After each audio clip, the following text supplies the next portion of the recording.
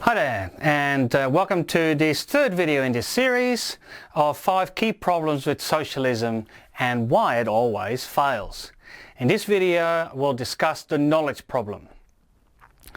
The knowledge problem becomes more obvious as the size of the community or regulation requirements grow. Now, what does this mean?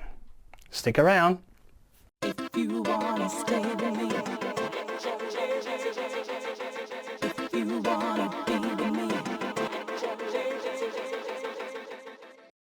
Well, underpinning a central government provision of service and definition of rules is the assumption that it is either a one-size-fits-all or a big brother has all the answers approach. Both of these, of course, are absurd in today's world. Just like a builder needs to rely on the knowledge and skills of its subcontractors, such as electricians, plumbers, concreters, carpenters, glaziers and the like, not to mention the bookkeeper, the tax accountant, the contract lawyer and so forth, so on a larger scale the same thing. How on earth can we expect a central group of policymakers, often coming down to less than a handful of decision makers in a central bureaucracy and a few dozen politicians, enshrining this new policy into law on behalf of millions of unique individuals and communities as diverse as our imaginative thoughts? Take education, for example. Each child is unique. And there are some great teachers out there with some fantastic private education philosophies in practice that seems to bring the best out of their students. I only need to look at each of my own children to realize how unique they are, in spite of it being a product of the same parents and the same environment. When I guide them, I do not pull out a template or merely repeat my previous approach. I adapt and I seek to meet the needs of the individual. Yet there are those in the socialist or big government camp that want to restrict education to government schools only and have these schools follow a centrally approved program and method of delivery. A common curriculum is effectively mind control, and the restriction of knowledge is a key tool used on dictatorships and sects. So why not adapt to the individual and leave local communities to look after their own in their quest to develop critical, analytical thinkers who have the right knowledge to enter the local workforce? As you can tell, more and more do we see divergence in the market too, with new product offerings, custom options and variability adaptations to unique market requirements and customer demand.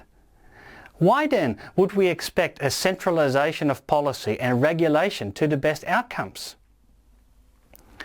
The free market allows for entrepreneurs to specialize and provide products or services in a niche market. This is called diversification, specialization, or in economic terms, division of labor. Division of labor is a key concept or aim behind Austrian economists who advocate for a laissez-faire approach to market. But why? Because through this division, which is the opposite of centralization, you naturally achieve a better quality at lower cost. In other words, allow people to become good at something. I hear you ask, well, how do you make sure you have enough of the right kind of skill? A very good question. Some of you may remember the 5 or 10-year manufacturing plans in the old communist countries such as Socialist Soviet Republic, with people having to literally wait 2 hours in a queue for a single loaf of bread. Recently we saw this happening in Venezuela too. In a free market, devoid of interference and unnecessary regulations, competition will take care of this issue. People are smart and creative, and when needed will seek opportunities and develop those opportunities, with competition giving a helping hand to ensure an appropriate quality and pricing is maintained. Now you can see that centralized and standardized government programs defy the realities of individual variability. It seems incredibly arrogant too, and seems tantamount to dictatorships, to have a central government determine how one should live, behave, and under which rules. Localised decision-making supports adaptability to local community needs. If the free market is not a suitable mechanism, localised community-driven programs should be pursued first, and decisions which affect the individuals to be made by those individuals as much as possible. Education-wise, I firmly believe that in conjunction with the business community, local school communities driven by parents are best placed to determine their approach to the education of their children, because the further removed and central decisions are made, the more likely elements are overlooked and the outcome unable to meet the actual market needs. In other words, parents have the required knowledge, whereas central bureaucrats do not. There is a knowledge gap. But wait, I hear you say. Many people worry, though, about quality control and the like, and seek to control other communities via the blunt force of the law. I may add, therefore, that in the free market, many professional industries mature and protect themselves via voluntary certification programs, industry bodies of knowledge and professional body membership, all voluntary. This can be seen in the building industry, in the accounting world, in project management, in business analysis, in the IT world, professional sports and the like. In other places you see vendors protecting the quality of their product, who require vendors to be trained in the use of their product before they will actually sell to them. And it is these who have the best knowledge to respond to the actual needs. So the reason for this is reputation. Reputation is a key factor in the survival of entrepreneurs and brands, which provides a natural protection mechanism for consumers, which is much more sensitive than a centrally driven policy which may be overtly costly and burdensome without actually being effective on the ground locally. Those delivering a service or product are best placed to have the required knowledge to ensure that the local needs are met and are successful.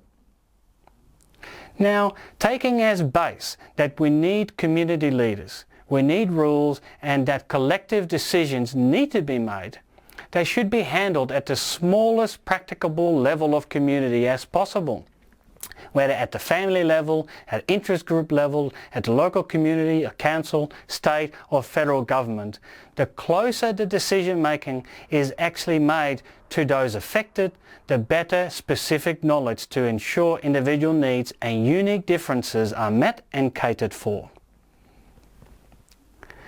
One size does not fit all, and a few central decision makers cannot possibly have all the specialist knowledge required to make comprehensive, binding decisions.